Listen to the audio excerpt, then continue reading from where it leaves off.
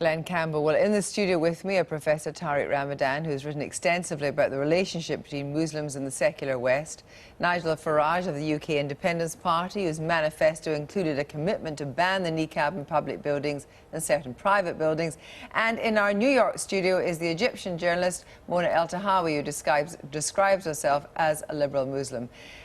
First of all, Tariq Ramadan, do you support the Syrian government's stance? No, I think that when we have this discussion today, we should not take as an example dictatorships where there is no freedom there. So when we are talking about Turkey, we know that the army is putting pressure on the government. When we speak about Syria and when we speak about Saudi Arabia, as the young girl was saying in your clip here, I think these are not our examples. Our examples are democratic values, and we have to stick to our values and not to betray them. But France is a democracy. No, Spain's a democracy. Belgium's a democracy, the Netherlands is a democracy. I mean, they're all discussing this. Let me. This is a very good point, and this is why I think it's not the British way to do things. If you look at what is going on in France, look at what is going on in the Netherlands and what is going on in Belgium, you will see that the far-right party and the populist parties are pushing in that direction. And this is why I think that what we are talking about when we speak about democracy is freedom of expression and freedom of conscience. If I can bring in Mona Eltahawy now, there seems to be a kind of push and pull here. There's two things happening. There seems to be an increased nervousness about cultural difference, as you know, exemplified by what's happening in France and also in Belgium and in Spain. That is not, I would say, the case necessarily in Syria. But at the same time, there seems to be a fight back by particularly young women who have taken to the veil in increasing numbers recently, perhaps as a result of a reaction to the war on terror, whatever. What do you think this disconnect is? I think the disconnect is that we don't talk about the other right wing in this equation. I think, quite rightly, Tariq Ramadan said there is a political right wing that has been pushing for this ban, but what we're not talking about is the Muslim right wing that pushes this ideology on women that dangerously equates piety with the disappearance of women. And, you know, the human face is central to social interaction. This is not about Islam versus democracy. I'm a Muslim woman, I'm a feminist, and I'm a liberal. And I support the ban on niqabs everywhere. But I condemn both the political right wing and the Muslim right wing, and it's absolutely essential to bring in the Muslim right wing into this discussion.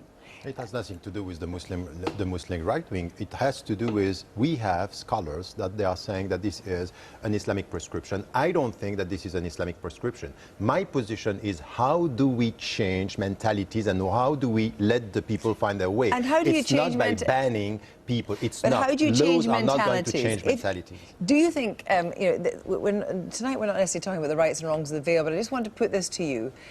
What do you think? Do you think it is acceptable for women who are judges, teachers and nurses to wear full-face veil in court, at the bedside and in the classroom? No, I think that in every situation... But how can women take these jobs then? Look, if they are wearing the niqab, they are not to go to these jobs and they are not going to ask for this. If they are going to ask for this, if there is a question of security and identity, according to the law should be respected. So the point here that what is going on now... But I'm interested to know why you don't think that women who wear the niqab should be going for these jobs anyway. No, I think that they are not going, the great majority of them, in their philosophy, it's not to be and to have a public job and things like this. This is not. This is what they are saying. You cannot just put in their the mind. argument they're making. These women are saying that it's empowering to wear the veil, and we had a government minister yesterday making the same argument. I mean, the reality, of course, is that far from being empowered,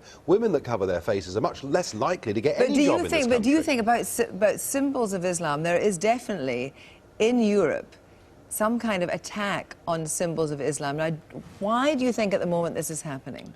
I think that the face veil is a symptom of a wider problem, and Mona touched on that problem earlier, that it isn't just the face veil. We've got people openly saying we must have Sharia law in British cities. We have local swimming pools that now have men-only swimming days, and we have female-only swimming days. No, but let's talk about European... what people are worried about, in Europe and in Britain too, they're worried about living in increasingly divided societies. That's what this is about. You know, we've had this multicultural experiment, if you like, for 40 years, and people are saying, hang on, this has gone too far. Do you think, Mona, that there is in view increasingly a divided society, and that is what concerns people? You know, if you speak to all the Muslim feminists I know, they will tell you they're absolutely horrified by the niqab. The niqab is not empowering, the niqab is dehumanizing. The niqab is imposed on Muslim women by a Salafi Wahhabi ideology. It does not, no, let me finish, Tariq, let me finish. The niqab is not something that the majority of Muslim scholars impose on Muslim women. This is a tiny minority. This is not about Islam versus the West. This is not about Islam versus democracy. This is about dehumanization of women. In 1923 in Egypt, the Egyptian feminist Hoda Sha'rawi removed her face veil and said this is a thing of the past in Egypt but the in wider 1923. argument, and now in European capitals we're seeing women disappearing. Where has the liberal wing been all this time while women disappear? But the wider question here surely is whether or not the rights and wrongs for feminist reasons of wearing the veil. It is why at this moment it is becoming more prevalent rather than less prevalent. Mona. I think it's become more prevalent because the space has been left completely uncontested to the Muslim right wing, which does not respect any women's rights whatsoever, except for this one right to cover a woman's face. No one has pushed back against the Muslim right wing. I detest the political right wing, but I equally detest the Muslim right wing, and I will not sacrifice women. Integration has largely failed across Europe, even in the UK with multiculturalism, but we're not going to sacrifice women for it. Thank you. I'm sorry to have to stop there, but I just want to ask Tariq one final question then. Why, because it appears to be the case, has there been an upsurge in women wearing the veil in Europe in the last 5 years? It's not in the last 5 years. What we have now is we have a Muslim presence in Europe. Yeah. And what is the point in all our discussions throughout Europe is the new visibility of Muslims. What we want now, and some parties want, is the best Muslims are the less visible. Be an invisible Muslim. We don't want to see minarets in Switzerland. We don't want to see schools and mosques. And the point is that I agree. Let me finish. Let me finish. We want the woman to be part of the society, but at the end we cannot decide but not nurses, against. Teachers, and judges. No. Don't reduce my thought.